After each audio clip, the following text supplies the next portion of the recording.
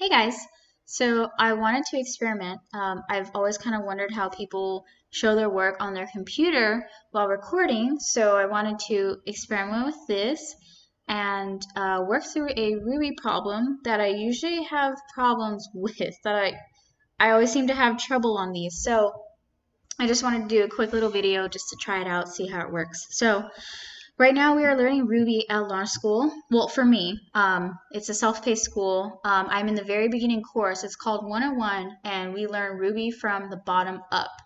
So they really stress the importance of circular learning. And so I am in lesson 4, and there's a section that requires us to go back to the Ruby Basics section and go through loops 1 and 2. So these are just a set of problems that will help you practice all types of loops, basic loops in Ruby. For whatever reason, loops still trip me up.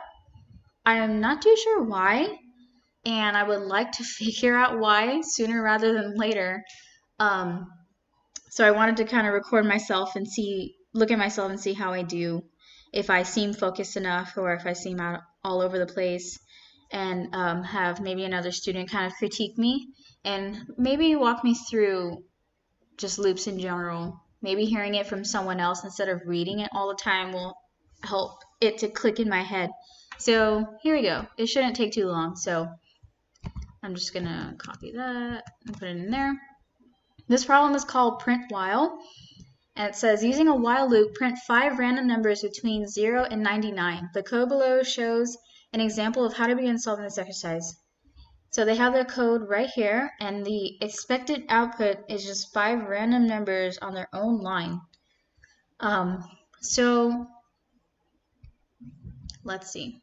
And by the way, I've never spoken code and worked through a problem before in front of anybody. So it's probably going to be really embarrassing for me, and I'm not even sure really how to speak it correctly. So I'm hoping to have someone look at this and tell me what I need to improve on, because I'm sure there's going to be a lot. So here we go. We have a numbers variable that is assigned to an empty array, and this array will hold the 5 values that we're going to produce. So we have the while loop, and we have a condition. The code is supposed to come inside here, and then we end the loop. So if I remember correctly, I think while loops loop while a condition is true and will stop once that condition is no longer true. So we need to do this while something is true. This part, I think specifically for me, the condition itself is the most confusing part. I don't know why. For me, I guess the easiest part is just getting the actual, in this case, the numbers itself. So I know offhand that we're trying to add numbers, random numbers, to this array. So we just type in the numbers variable here, and to add those numbers, we can use this shovel operator, I think it's called. Let's see, and we can use the rand method from the, if I remember correctly, I hope I'm right, the kernel, yes, the kernel module, it's right here. This is RubyDocs, and the rand method is here, and it will print, starting from 0, it will print numbers from 0 to 1 less than the number provided. So it says here numbers between 0 and 99. What I need to put in here is 100, because this will print 0 to 199, and the numbers in between, which is what we need. So this is the act of putting those numbers in here. Then we need to print those numbers, because without me telling the computer specifically to print those numbers, I don't think it would know to do that. So there's that. Now the condition part.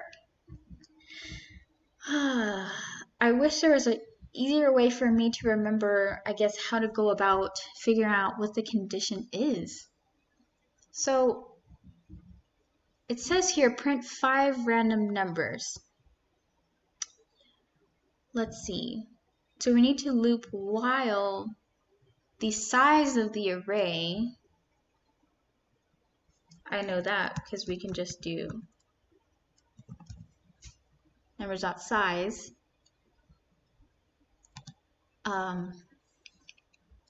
is not equal to 5. It wouldn't be 5 because that's dumb. I don't even know why I even said that. It's not 5. There's nothing in it. I'm so sorry. I'm like totally embarrassed right now, but I need to do this. Even if no one watches this, this is going to be really helpful for myself later on when I take these assessments. So while the size of the numbers array is, I want to say less than or equal to 5, and I'm not too sure why. While it is 5. Well, it can't really do that because we're adding numbers continuously until it reaches 5. So it would have to be less than that. Yeah, so okay, it will print one number, or it will add in one number, second, a third, a fourth, a fifth. And once it reaches that fifth number, it is no longer, let's see.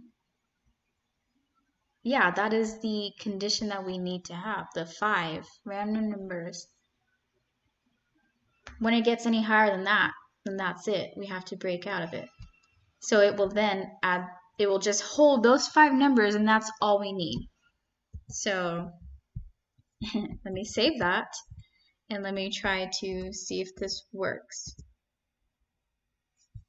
Oh yes, it says it will be different. 76, 65, 36, 47, 42.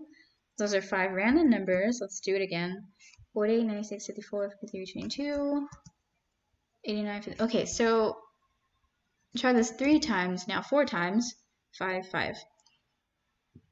I guess that's it, really. It printed 5 random numbers, while the size of numbers is less than 5. I wonder what it would have happened if I had said less than or equal to 5. Let me save that. 33, 14, 1, 59, 46, 1, 2, 3, 4, 5. Okay, so it printed 6. Less than or equal to 5. I'm not too sure, I'll be honest, I'm not too sure why it printed 1 more than what we needed. I never really asked this before when I worked through this problem before. I tend to get into trouble when I'm doing while loops. I don't know why, and I want to ask someone to explain that to me. Or maybe I'll just Google it, or maybe I'll keep reading. Maybe I missed something. I don't know. See, I don't know. And I want to know.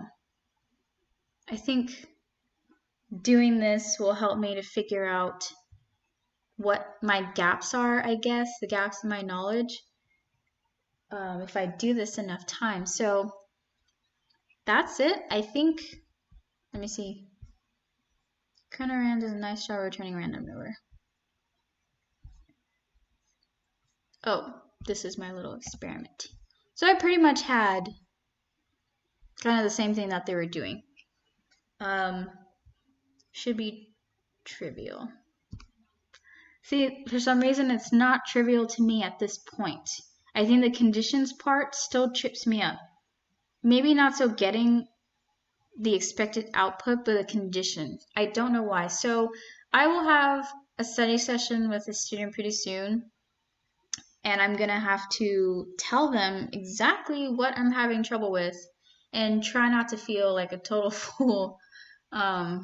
It's really hard because I feel like I've been looking at this stuff for a while and I'm still getting confused. But that's the whole point of circular learning. And I'm trying to be really patient with myself because it's not really that easy to try to learn this language. So with that, I'm going to do more problems. Pretty much, I'm going to spend like 5 hours today just doing nothing but problems. So yeah, I just wanted to test this out. I will probably do another video today or tomorrow, but my phone had died, so I had to charge it.